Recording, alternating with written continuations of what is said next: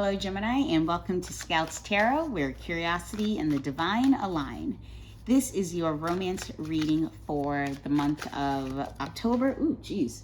Okay, didn't even get to finish my sentence. So we have your energy coming into this potential relationship, and then the energy of your partner in this relationship. So this is for Sun, Moon, Rising, and Venus. So if your Venus is in Gemini, this might resonate. And let's get our last card, the energy that represents the partnership or the relationship between your partner and yourself. So this is, current. It could be incoming. And then my spirit magically aligned. What energy represents Gemini's current, future, potential relationship? Okay. Wow. Some big energy here, Gemini. Okay. So we have Two of Swords represents your energy. So coming into this partnership, it could, you could feel like you're in a position where you might not be in control, or that you are unfamiliar with this space, right? You're right. Blindfolded. You could represent you choosing not to look, that you're choosing to sit and not enjoy the energy around you, the energy that your partner might be bringing to the table. They may be trying to get your attention, and you're just like, nope, didn't see it.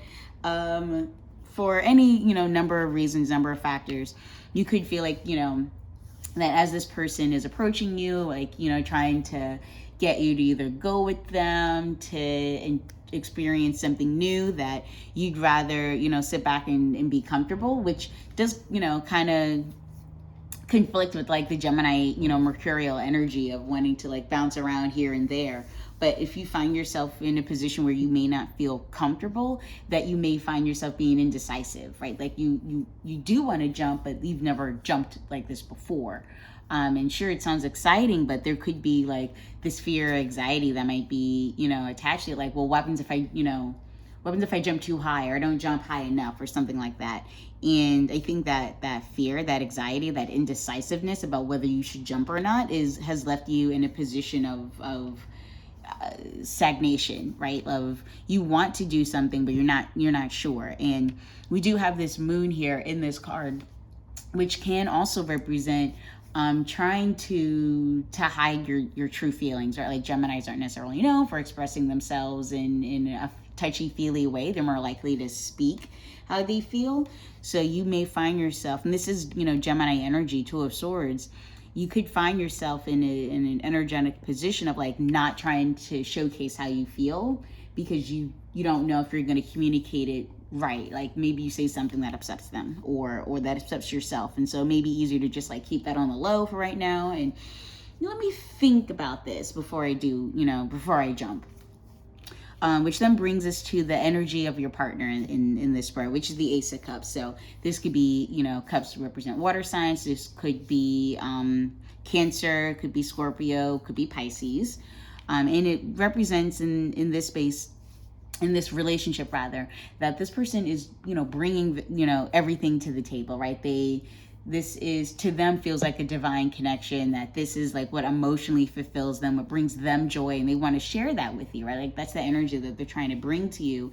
And it can represent like, because they want to share this cup with you, that they're willing to, I don't want to be like they're willing to jump through hoops, but they may be willing to do more than say they normally would in a partnership to try to get your attention, try to get you to jump with them, try to take a sip out of this cup. That for them, this, they may be viewing this partnership, or the energy that they're bringing to this partnership, is like ultimate emotional fulfillment, that this is the love that they're trying to share with you, which can be scary, right, Gemini, that someone who brings so much of their heart into a relationship, into a partnership, may be like, whoa, buddy, let me sit back and think about this for a second, right? Like, this is great, thanks, appreciate that. But if you're not necessarily ready to accept that kind of love, you may feel like you want to take it, but you're not sure, and you're left in a position of not being in control, Gemini, which is difficult. Because Geminis do like to have, some control. They like to have that independence, and this might be overwhelming for you. which then brings us to the energy between you guys, which is the High Priestess. So this is like that higher connection, that divine connection. High Priestess is a super strong major arcana card. Which for me, like, this is the card that's been representing my energies for the past few months of just leaning into my own intuitive guidance, listening to the angels as they communicate, and being aware of like those little messages and confirmations and affirmations and things of that nature, that like when you do find yourself in a position of indecision or uncertainty, that you turn to the universe to, you know, get that affirmation that you are in the right place, that this is a divine connection.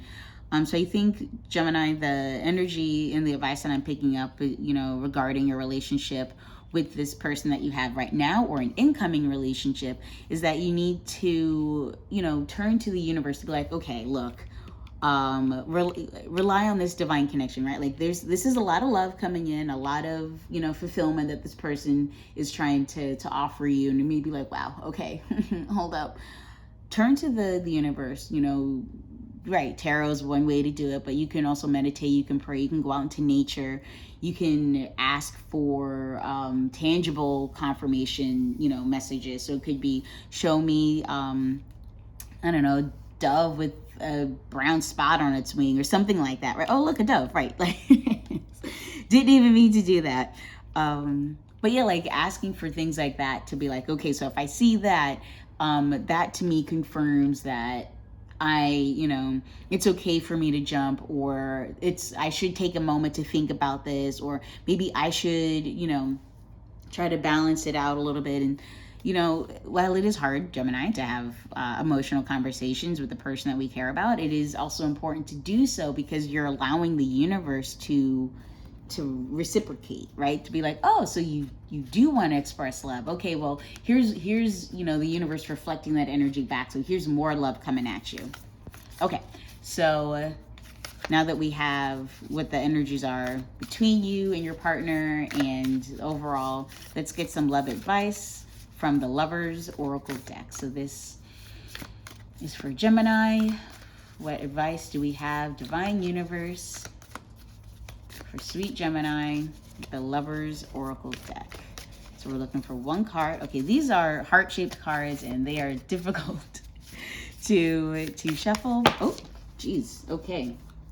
So we have two cards, which is pretty appropriate for Gemini.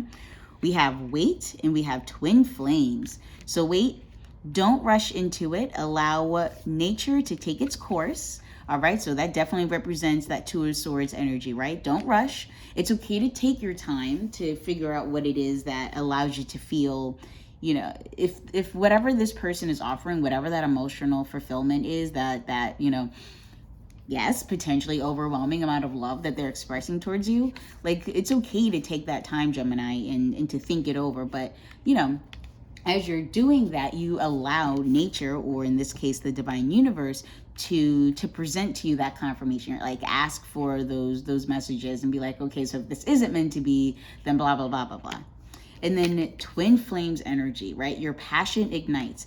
And I think that as you're putting in this work, Gemini, as you're taking off the blindfold, you're looking at the two swords in your hand, and you're stepping off this little pedestal, and you're like, okay, I'm going to use this sword, I'm going to go in that direction. That you're allowing yourself, again, time to consider, letting the confirmation messages come in. And as they do, you may find that, yeah, this is a twin flame connection, that, yeah, this is a lot, emotional overwhelmingness, if that's a word. And it can be, you know, intense. But I think that as you're taking off that blindfold and you're seeing what it is that this person is trying to offer you, if it does align with your energy, right? Like, you get that confirmation, like, wow, that is what I was looking for, that nature will do what it must do, right? It'll guide you along that path, and you'll find that this is, you know, a beautiful twin flame connection. That it is scary at first, but, you know, that's because you're in a position of vulnerability. And Twin Swords is a position of vulnerability, right? Again, with that Moon card energy, it is about, like, you know, that emotional space that you may find yourself in can be uncomfortable, but if you allow this love to come in and, you know, just embrace it, if it matches what you're looking for, then you'll know, and the universe will let you know. So that's your reading, Gemini, for the month of October. Your love reading. I hope that resonated. Take what, you know, resonated with you and leave behind what does not. And I will see you in November.